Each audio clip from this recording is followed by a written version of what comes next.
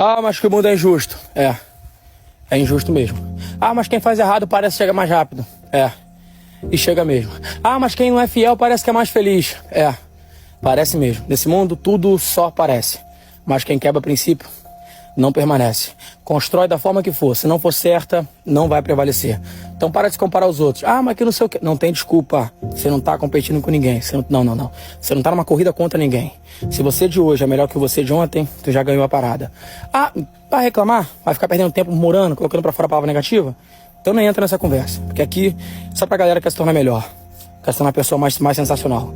Usa a injustiça que o mundo tá fazendo. Usa as pancadas que tá levando. Tudo de errado que tá dando. Usa isso. Transforma energia boa.